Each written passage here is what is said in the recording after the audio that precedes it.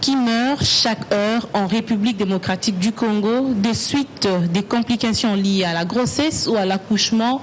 La RDC figure parmi les 6 pays qui contribuent malheureusement à 50% de taux de mortalité maternelle à travers le monde. Mesdames, Messieurs, ces chiffres sont alarmants et c'est possible d'échanger la courbe, c'est possible de donner la vie en la gardant si et seulement si les méthodes de prévention sont adéquates. Voilà qui justifie la question de don de sang par les femmes pour sauver les vies des femmes dans cette émission. Sur ce, je reçois dans votre émission Femmes, Dr Jeanne Kavira, médecin de collecte au programme national de transfusion sanguine. Madame, bienvenue sur ce plateau. Merci.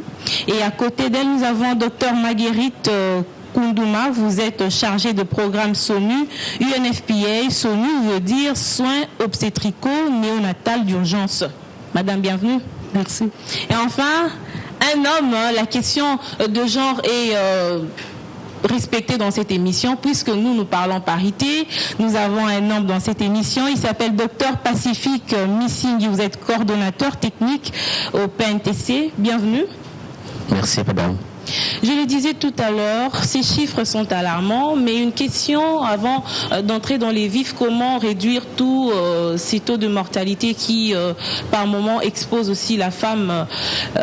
Pourquoi avoir choisi de parler de dons de sang pendant le mois de mars? Quel lien, madame? Je commence par vous, docteur Jeanne. Merci pour la question. Les femmes, elles sont, pour ce mois-ci, elles sont le sujet phare, si on peut le dire. Les femmes sont phagocytées ou réunies au mois de mars partout dans le monde. Elles se réunissent en séminaire, en colloque, ainsi de suite. Et par rapport à ça, nous avons trouvé mieux en fait de canaliser, en fait de choisir ce mois-là pour les rassembler, pour les cibler, les atteindre toutes. Parce que ce n'est pas évident. Durant les autres mois de l'année, on est un peu éparpillé. Mais quand on dit mois de mars, les femmes ont tendance à se réunir. Et pour mieux les atteindre, on profite du mois. Donc vous allez capitaliser ce moment pour sensibiliser les plus des femmes par rapport au message que vous avez à donner à cette catégorie des personnes. Docteur Magui, je préfère vous appeler Magui. La même question, je vous la repose. L'UNFPA, vous avez attendu le mois de mars pour parler de la santé maternelle où c'est quand même le moment où, comme l'a dit docteur Jeanne, il faudrait attirer l'attention des femmes sur les questions qui les concernent. Merci madame. Il faut tout d'abord savoir que la question de la mortalité maternelle définie comme le décès d'une femme lors de la grossesse et jusqu'à 42 jours après l'accouchement. Donc la question de la mortalité maternelle, c'est avant tout une question des droits de l'homme. C'est une question des droits de la femme. Partant même du thème de ce mois, de la journée de la femme de cette année, où on veut parler des droits de la femme, on ne peut pas parler que des droits, je ne sais pas moi, politiques et autres, et laisser les droits à la santé. Comme vous le savez, vous venez de dire qu'en RDC, chaque heure, 4 femmes meurent de suite des complications liées soit à la grossesse, soit aux complications de l'accouchement, alors que ces décès-là sont évitables à 3/4 des cas. Donc si on mettait les soins de qualité et autres, donc ne pas prévenir les décès des femmes pendant leur grossesse et des complications liées à l'accouchement, c'est leur refuser les droits à la vie, les droits à la santé.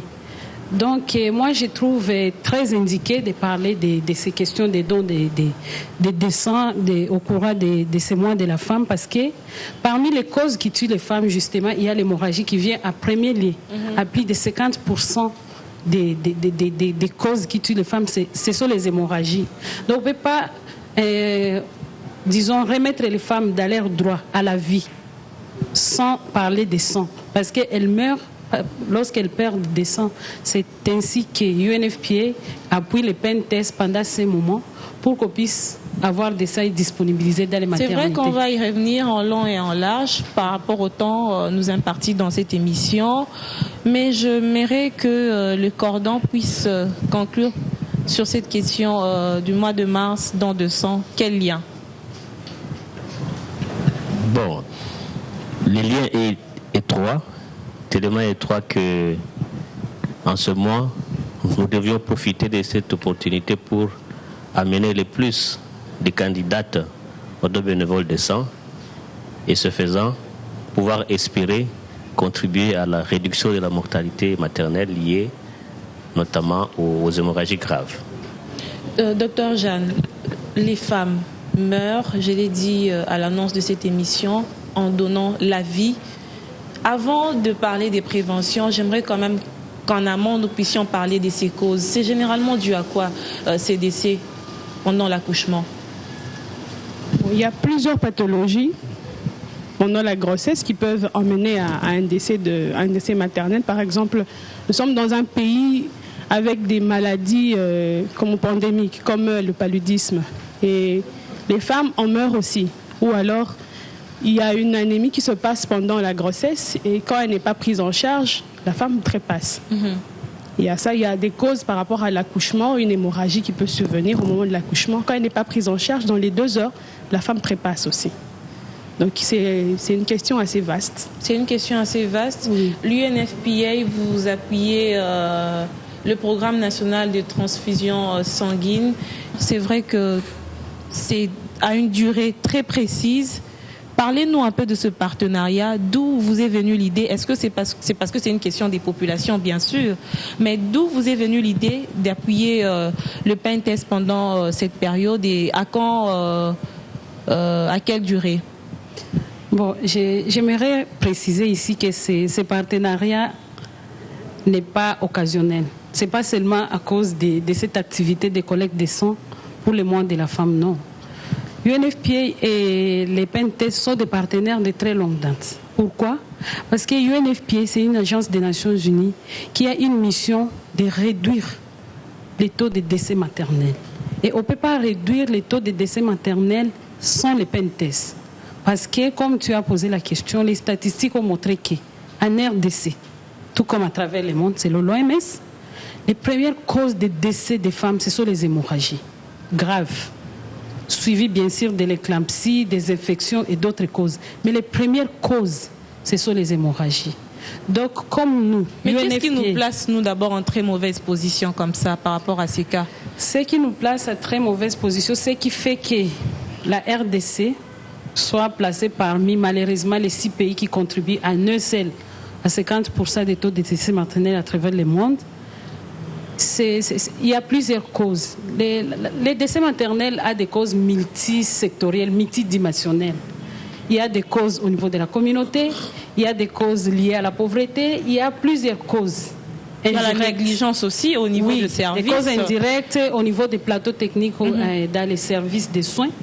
Mais les causes directes, c'est ce que j'ai dit là, les hémorragies, les hypertensions gravidiques, il y a les infections. Mais chez nous, les causes sont multiples. Ce n'est pas seulement à la santé seule de faire face, non.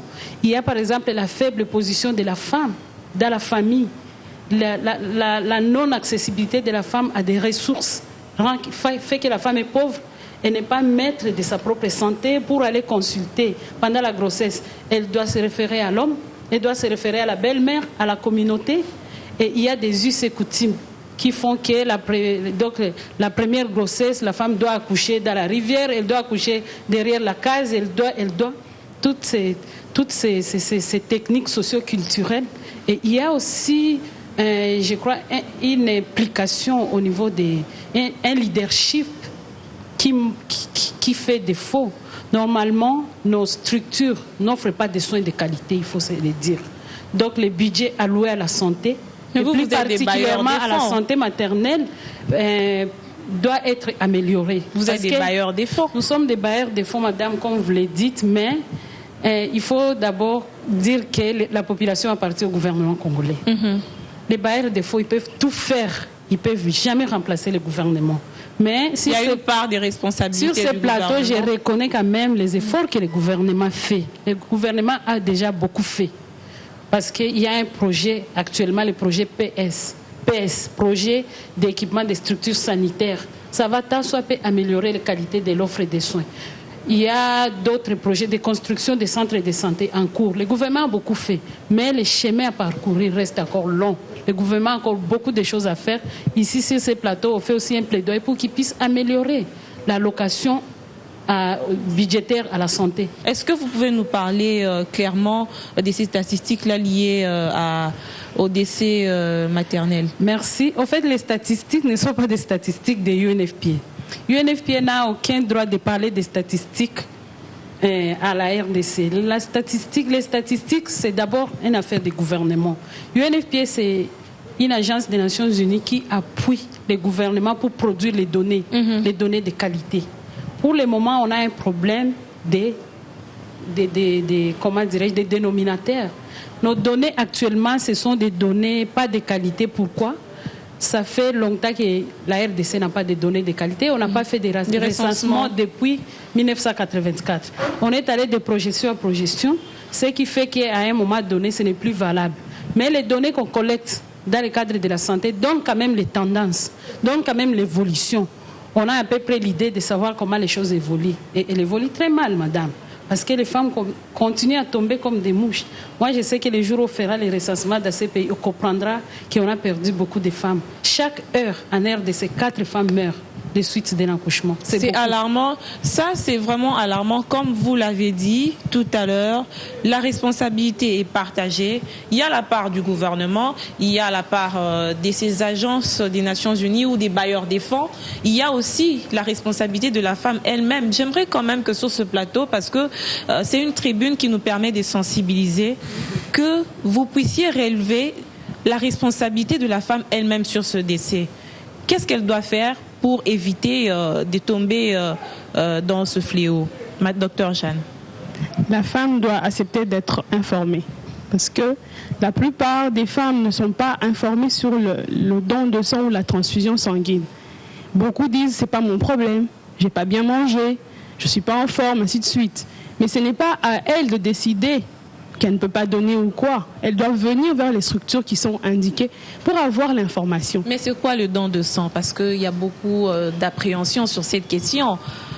Don de sang veut dire donner son sang et puis on reste vide dans le corps. Don de sang, ça vaut de l'argent parce qu'il y a certaines personnes qui se disent il faut que j'aille quand même, il y a un but lucratif dans la tête de certaines personnes. Expliquez-nous comment ça se passe exactement cette opération de don de sang. Le PANTES, qui est un programme spécialisé du ministère de la Santé, a pour mission de disponibiliser le sang de qualité et en quantité adéquate pour la population. Ça, c'est la mission. Le don de sang en soi, c'est un acte volontaire, bénévole, altruiste, qui vise à donner son sang pour sauver une autre vie. Et on prend une quantité suffisante, on ne va pas vous vider de votre sang. On prend une quantité adéquate et vous restez en forme. Qui doit donner? Tout le monde donne. Tout le monde peut donner. Tout le monde peut donner son sang, homme ou femme, à partir de 18 ans jusqu'à 65 ans. Ici, chez nous, c'est jusqu'à 65 ans, mais dans d'autres pays, en Europe, au Canada, ils vont jusqu'à 70 ans. Non, il y a des choses à mettre au clair. Avant de faire son don, il y a toute une étape qui précède. C'est notamment la sensibilisation de la communauté à moindre risque, qui accepte de faire le don et qui vient au rendez-vous pour faire son don. Une fois arrivé à la structure habilitée à faire ce prélèvement, il y a d'autres séries d'étapes que le candidat au don doit franchir. C'est notamment cette étape de pouvoir doser son taux d'hémoglobine ou d'hématocrite pour savoir est-ce que, en termes de quantité, le candidat a une quantité suffisante pour faire son don. L'autre étape viendra, c'est l'étape... Donc les gens qui ont peur parce qu'ils n'ont pas bien mangé, là, ce ne sont que des stéréotypes qu'ils ont dans leur tête. Bon, ce sont des réponses qui vont venir lorsque le candidat sera en face d'un médecin ou d'un infirmier ou d'un clinicien formé quant à ce, pour évidemment identifier les facteurs qui puissent l'empêcher à faire son don transitoirement, provisoirement ou définitivement. Donc il y a une étape de sélection des candidats du point de vue de son volume entre guillemets sanguin et une étape de sélection du candidat du point de vue de tous les autres facteurs autour de ses capacités à faire un don de sang. Une fois que cette étape est dépassée et concluant, on peut penser que le candidat est apte à faire son don. Et pendant le don, il y a d'autres actes qui sont posés. Le test, quant à lui, ou toute la batterie de tests qui seront effectués sur son échantillon, les seront après. Mais pendant l'entretien avec le candidat au don, il est clairement informé de toute la batterie de tests qui seront faits, de leurs issues, en termes de positivité ou en termes de négativité, et de ce qu'on devra faire par la suite. Et donc, une fois que le candidat est informé qu'il est d'accord sur ce processus, le prélèvement est fait, les tests sont effectués, et au jour du rendez-vous, il revient prendre son résultat et on lui explique les détails, résultat par résultat. On y reviendra. Docteur Magui, les femmes, elles sont plus concernées finalement par cette question de sang, mais certaines études ont démontré, où c'est la réalité sur le terrain, elles sont aussi les moins à être volontaires à donner le sang, très résignantes par rapport à cette question. Merci, madame. Je pense que les PENTES est mieux placé pour donner les statistiques correctes par rapport à ça. Mais ça a été effectivement constaté que les femmes sont moins engagées à donner le sang. Alors que ce sont elles les premières bénéficiaires. Ce sont elles qui ont beaucoup de sang et aussi les enfants de moins de 5 ans. Mais les statistiques que le PENTES va nous fournir prouvent que les femmes en donnent moins. Au fait, cette émission a aussi pour objectif de sensibiliser les femmes pour qu'elles viennent donner de leur sang pour sauver leurs sœurs femmes qui ont besoin de ça lorsqu'elles ont des complications d'hémorragie après les accouchements. Et aussi nos enfants de moins de 5 ans, lorsqu'elles font des anémies graves, il n'y a que des transfusions sanguines parfois qui peuvent les tirer de là. Mais je crois que Docteur Jeanne va... est mieux placé. Finalement, c'est la femme qui est la première bénéficiaire du don de sang. L'une des premières, parce qu'il y a d'autres bénéficiaires aussi. Et ça doit lui pousser à donner plus de sang que les autres. Oui, parce qu'elle en bénéficie le plus. Les hommes nous aident beaucoup parce qu'eux, ils sont très spontanés. Ils viennent vraiment... Ils sont très spontanés. Mais la femme est un peu réticente. Et nous profitons de cette émission pour justement sensibiliser les femmes au don de sang.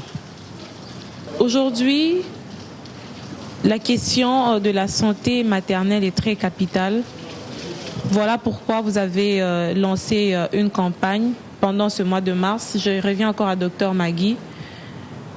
En quoi consiste exactement cette campagne par rapport au don de sang? Parce que vous êtes partenaire au PENTES, comme je l'ai dit tout à l'heure au début. En fait, la campagne a été initiée par le PENTES, qui est le programme spécialisé pour les questions de sang. La campagne a été initiée au cours de ce mois de la femme pour collecter les sangs de qualité et en quantité. Au fait, un constat a été fait que les femmes donnent moins de sang alors qu'elles sont parmi les premières bénéficiaires. Et la campagne a plusieurs étapes. Il y a d'abord la phase de sensibilisation et collecte des sangs. Et à cette étape, vous en êtes où exactement? Bon, la campagne a été lancée. Les sensibilisations ont commencé et les collectes de sang également ont commencé. Je crois qu'on est au 3e jour. Et cette étape va aller jusqu'à un certain moment. On va collecter les sangs. Après, il y aura un moment pour les qualifier. Et après, ces sangs seront disponibilisés, seront rendus disponibles et distribués dans les grandes maternités de la place et les pédiatries. Donc, les structures qui en ont vraiment besoin. Donc, et là, la campagne jusqu'ici ne concerne que Kinshasa. Et là encore, je retourne la question auprès du PENTES, qui est l'initiateur même de la campagne. Oui, Cordon. La tendance est aujourd'hui telle que le sexe est de 1 sur 3. Donc, environ 30% seulement des dons proviennent des donneurs bénévoles qui sont femmes. Donc, il faudrait que les femmes, considérées comme l'une des personnes bénéficiaires de ces produits sanguins, amènent leur contribution dans le grand panier. Voilà. En ce qui concerne cette campagne, il faut dire que nous ne sommes qu'à la phase de la mise en œuvre, mais bien avant, il y a eu la phase d'élaboration de stratégies, la phase de sensibilisation et maintenant la phase de mise en œuvre. C'est une sensibilisation qui touche principalement Kinshasa, parce que chacune de nos provinces a l'autonomie d'organiser ses activités par rapport à sa spécificité. Mais nous avons pensé que les temps pouvaient être donnés à partir de Kinshasa pour que cette fois-ci, tous les mois de mars, que les femmes prennent à bras le corps la question des dons de sang et la question d'appropriation des approvisionnements de toutes les banques de sang en produits sanguins de qualité. Donc, tout Kinshasa est concerné. Et ça sera au cas par cas par rapport aux sites qui seront ciblés. Mais puisque vous aviez dit que 30% seulement des femmes sont volontaires dans cette opération de don de sang, selon vous, qu'est-ce qui explique le fait que les femmes soient très réticentes par rapport à cette question? Bon, moi je pense que il y a beaucoup de facteurs, notamment des facteurs en lien avec l'instruction de la femme. Comme l'a évoqué tantôt Dr Magui, que du point de vue global, les statistiques montrent que les femmes et les filles sont moins nombreuses à accéder à la formation. Ce qui fait que déjà la formation et l'instruction est l'une des causes de cette appropriation. L'autre cause, c'est des questions liées aux mœurs et coutumes. Certaines religions, pour ne pas citer nommément, donnent des informations erronées quant au don de sang. Et les femmes sont... Le sang, c'est la vie, hein? Tout à fait. Et les femmes sont des personnes trop affectives, trop sensibles, trop captivées par rapport à certains messages, notamment des messages qui proviennent des églises. Une autre cause, c'est des causes liées à leur état physiologique. Parce que chaque mois, il y a certaines pertes physiologiques de sang qui amènent à ce que la femme ne soit pas apte, quand même qu'elle voudrait faire un don, à pouvoir faire ce don. C'est une appréhension ou c'est une réalité? C'est une réalité qui, pendant une certaine période de cycle de vie d'une femme, du fait de pertes hémorragiques physiologiques, la femme ne peut pas faire son don de sang. C'est l'une des contre-indications à faire son don de sang. Heureusement que ce n'est qu'une période, donc pendant les autres temps, elle peut être apte à donner. Tout à fait. C'est parce que, c'est ce que j'avais dit, qu'il y a la question d'information, la question de la pauvreté, la question liée aux cultures et aux mœurs. C'est ainsi que des émissions pareilles devraient amener à inverser la tendance, à comprendre que la femme, non seulement qu'elle est bénéficiaire, mais la femme, qui représente environ 52% de la population du Congo, devrait contribuer le plus à approvisionner les maternités en unité de sang ou les banques de sang carrément que les hommes qui en bénéficient moins et qui sont les moins nombreux par rapport à la femme du point de vue global par rapport Mais au puisque pays. vous êtes là, en termes techniques, le besoin est réel, vous le confirmez sur ce plateau. Pendant les accouchements, par exemple, lorsqu'il y a hémorragie, par rapport aux besoins de sang, c'est vraiment quelque chose de très criant dans les maternités où on n'a pas par moment assez de sang pour transfuser, où il faut encore attendre, appeler les membres des familles. Il y a beaucoup de manœuvres finalement qui font assez que par moment on perd une personne parce qu'on n'a pas pu prévenir, docteur. Oui, bon, il faut dire que le besoin est énorme. De par l'immensité du pays, il faut chaque année au moins 450 000 dons de sang pour pouvoir répondre à 100% aux besoins du pays. Est-ce que c'est possible? C'est possible. C'est possible si tout le monde mettait la main dans la pâte. Mais qu'est-ce que déjà le pays a fait par rapport à ça? Moi, je pense que c'est ça la question pertinente. Outre les aspects d'organisation des services, depuis le secteur lui-même, le secteur de la santé, jusqu'au niveau le plus reculé possible, le pays a organisé les systèmes de transfusion tels que dans chaque province, il y a au moins un centre national de transfusion sanguine. Lequel centre travaille en partenariat avec la division provinciale de santé, qui sont liés avec les zones de santé où la transfusion centre est organisée. Approvisionné ou centre physique seulement on voit, mais en soi, il n'y a rien dedans? Les centres ont la mission de pouvoir collecter le sang, le qualifier conformément aux normes qui sont édictées par le pays et le rendre disponible dans les hôpitaux généraux de référence, voire même dans les postes les plus reculés du pays.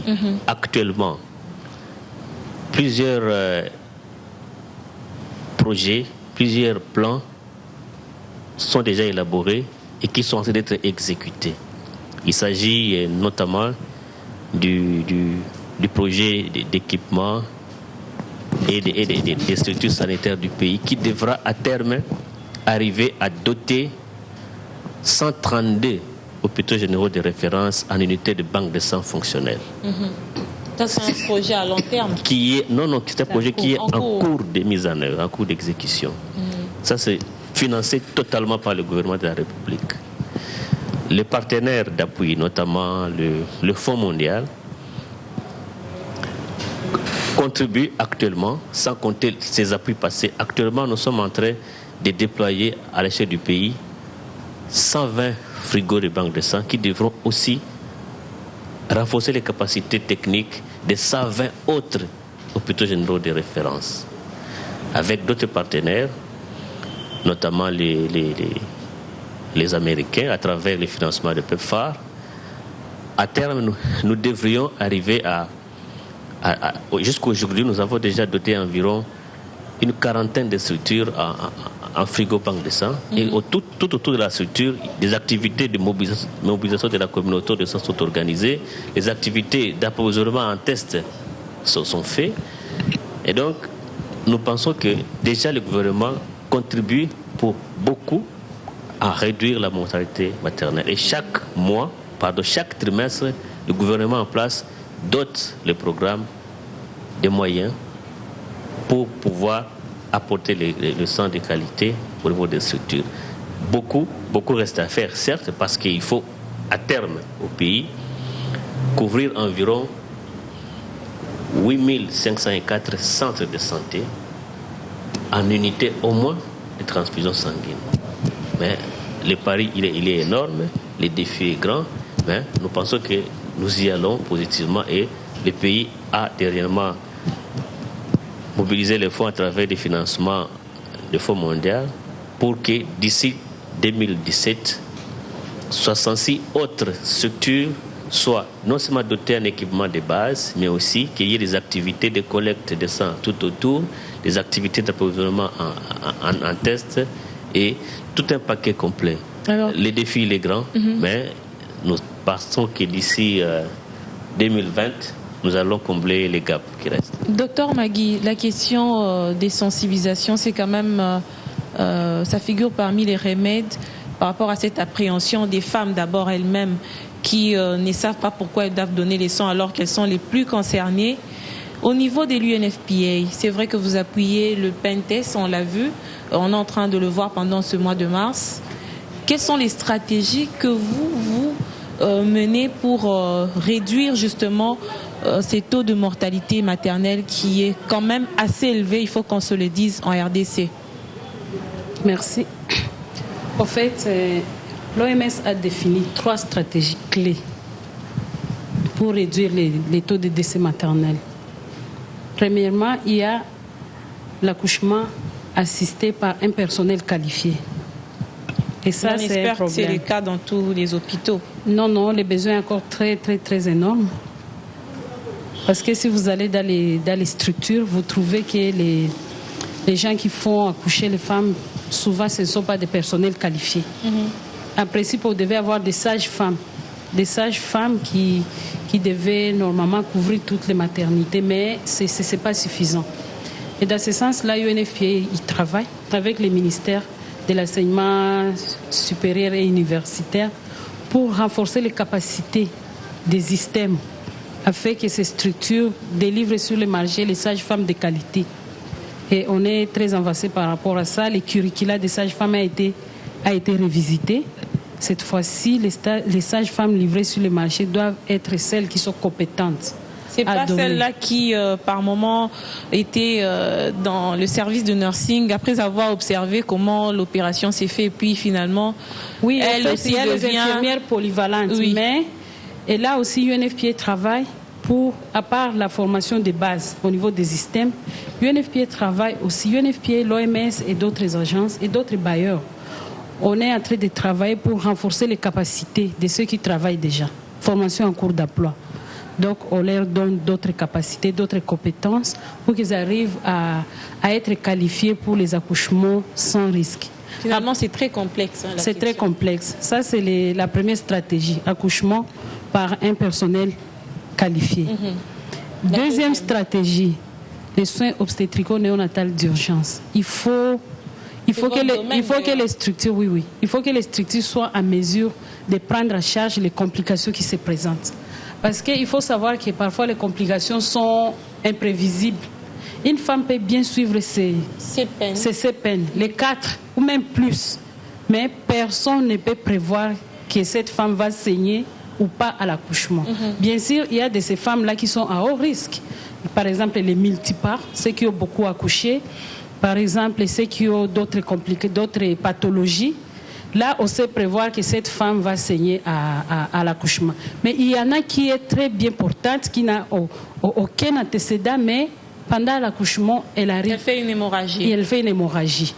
Il faut être à mesure de prendre en charge cette complication. Et parmi les méthodes préventives, on a cette question de sang. Des sangs, oui. Bien sûr, il y a aussi l'hypertension gravidique qui survient comme ça, à ça prévoir. Donc, à part l'accouchement qualifié, donc la qualification des personnels pour l'accouchement, il y a aussi la prise en charge des complications lorsqu'elles se présentent. Et la troisième stratégie clé, c'est sur les planifications familiales. Normalement, la femme doit planifier ses naissances. Pourquoi? La planification familiale prévoit les grossesses à risque. Ce n'est pas qu'on dit aux femmes de ne pas accoucher, non. Avec la planification familiale, on prévoit les grossesses à risque. Et les grossesses à risque sont quel type de grossesse? Les grossesses trop précoces. Mais aujourd'hui, on voit les filles de 13 ans en train d'accoucher dans des maternités. Non, ce sont des filles qui courent plusieurs risques. On les appelle les échappées belles. Si elle a accouché, donc elle a tout simplement échappé à la mort. Normalement, une fille doit accoucher à partir de 18 ans, au moins 20 ans, c'est mieux. Avec la planification familiale, on arrive à prévenir justement ces grossesses, en demandant aux enfants de s'abstenir. Mais la question de planification familiale, c'est vrai que ce n'est pas le thème du jour, mais il faudrait quand même qu'on l'évoque. Finalement, on a l'impression qu'elle ne concerne que les mamans qui sont dans leur foyer. Non, elle ne touche pas les jeunes filles, alors que c'est elles qui sont aussi victimes par moment. Oui. La question de planification familiale, ici, il faut les replacer dans le cadre de prévention des décès maternels. Ça touche tout le monde. Même en dehors des cas de décès maternels, ça touche tout le monde. Comme je disais, la planification familiale prévoit les grossesses à risque. Une fille qui s'abstient, elle est en train de faire la planification familiale. Parce que, comment on dit, l'abstinence, c'est une des méthodes de la planification familiale.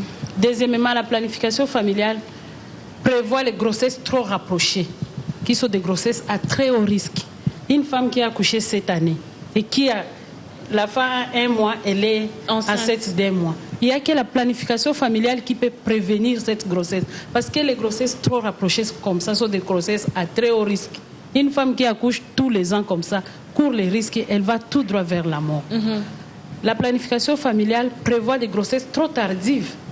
Tu vois les femmes qui accouchent trop tardivement, ce sont des grossesses à très haut risque aussi.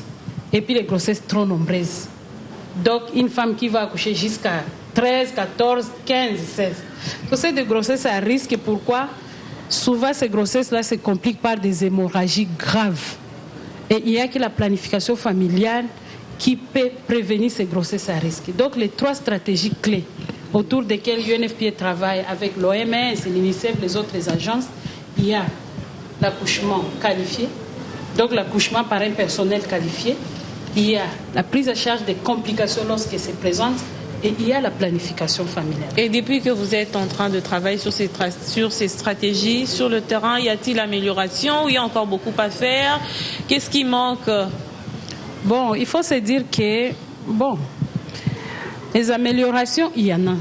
Il y en a parce que si vous voyez au niveau des politiques, au niveau des stratégies, en tout cas, les programmes nationaux de la santé et de la reproduction travaillent pour mettre à la disposition des structures les politiques, les standards et les normes pour que les accouchements se fassent sans danger. On est en train de travailler.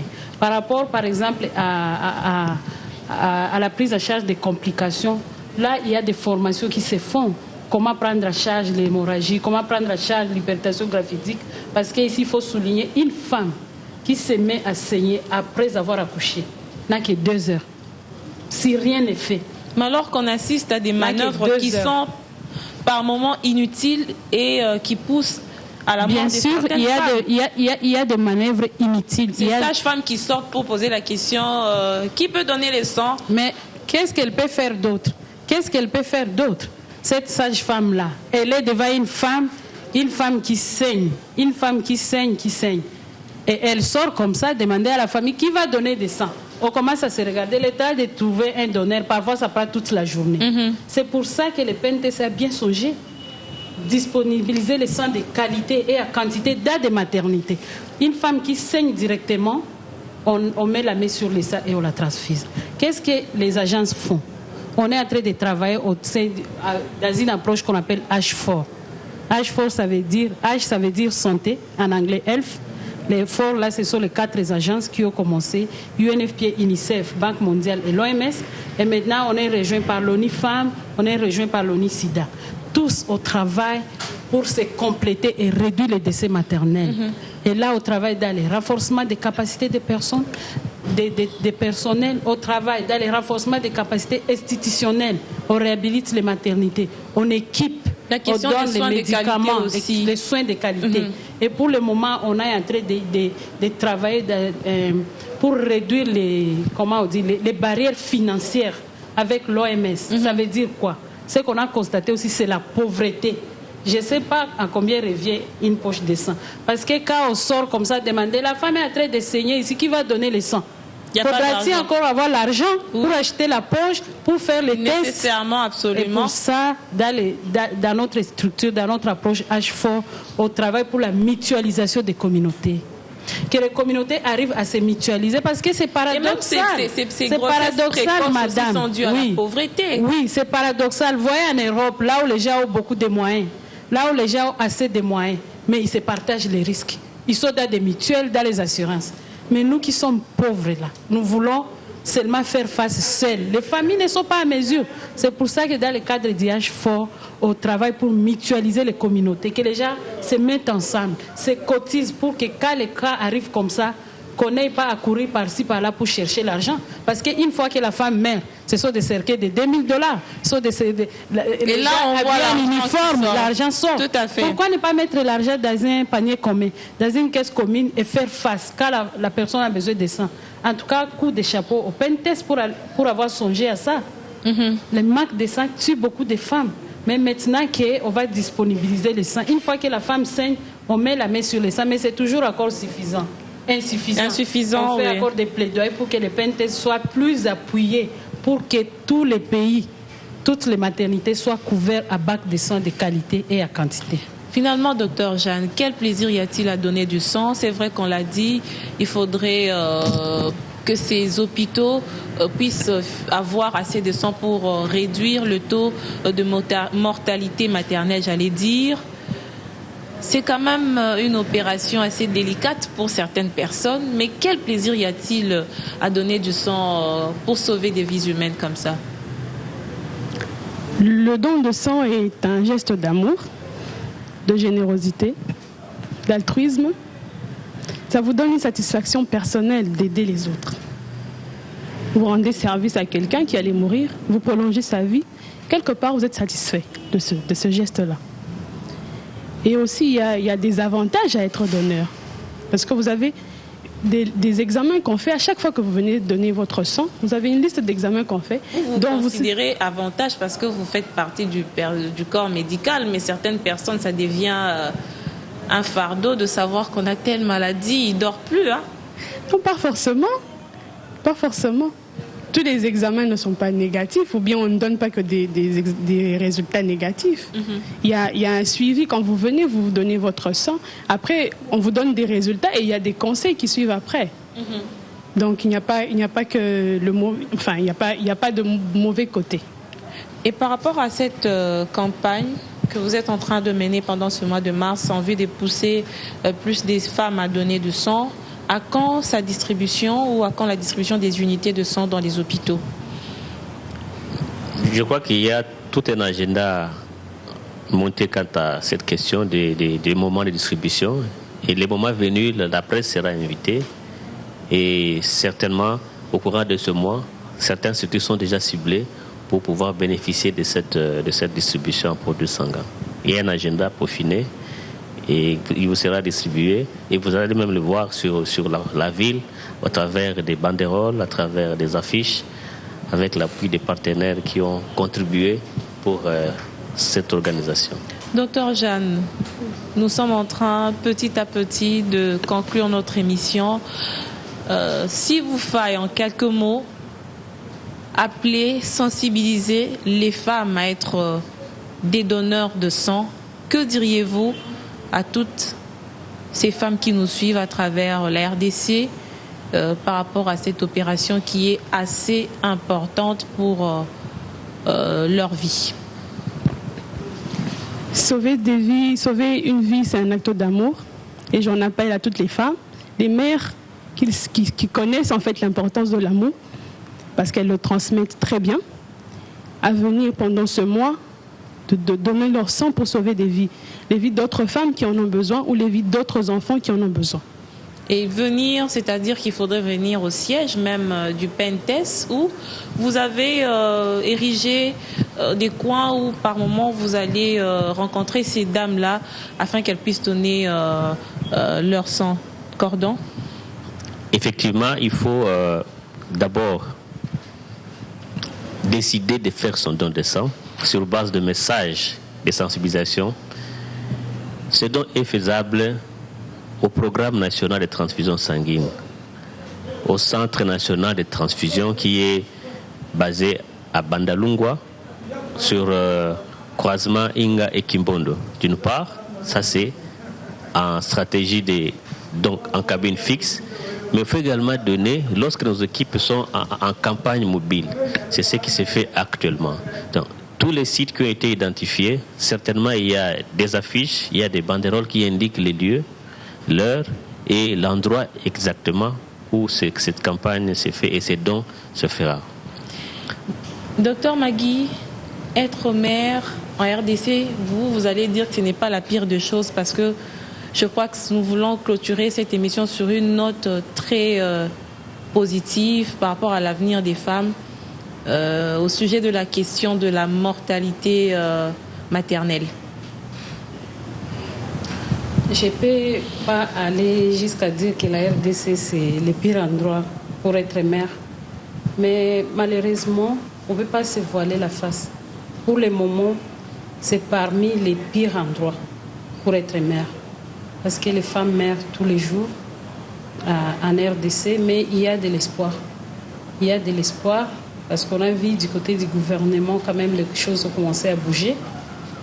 Les choses bougent, il y a les projets PES, il y a les projets de construction des centres de santé, il y a les projets de renforcement des capacités au niveau des systèmes pour les sages-femmes de qualité.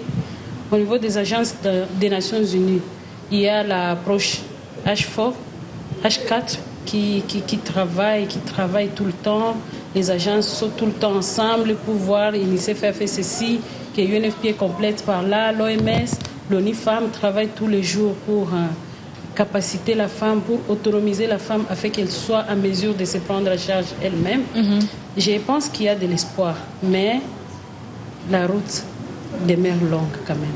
La route demeure longue, docteur Jeanne. Les femmes qui veulent capter ce message en lingala, en quelques mots, que diriez-vous Naba Maman RDC, comme on l'a dit en lingala, pour ne pas payer sa maquilla na bango. Je pense que ce n'est pas un examen que je vous donne. Quand même, parce que je ne suis pas très, mais bon, je vais y aller. Maman RDC, Mbote Nabino. Moi, en mars, papa na batu nyonso ba décidé ko pesa biso yango. Biso na nzela ya Centre national de transfusion sanguine. To pusani pene na bino pona ko inviter bino boya ko pesa makila. pour la kopesa bomoi na ba ndeko na bino basi na bana. Voilà qui met un terme à cette émission. Vous êtes femme. Vous avez senti combien c'est capital de donner son sang pour sauver des vies humaines, parce que vous, femmes, vous êtes les premières bénéficiaires, notamment vous-même et vos enfants. Alors n'hésitez pas, donner du sang, c'est sauver des vies humaines, comme on le dit souvent dans le slogan. Et faites-le pendant ce mois de mars, et pourquoi pas à la longue, afin que dans les jours à venir, on ait de moins en moins des cas de mortalité maternelle en République démocratique du Congo, et que ce tableau qui jusqu'ici est sombre puisse changer. Merci, chers téléspectateurs. Merci à vous, chers invités, d'avoir accepté notre invitation. Merci.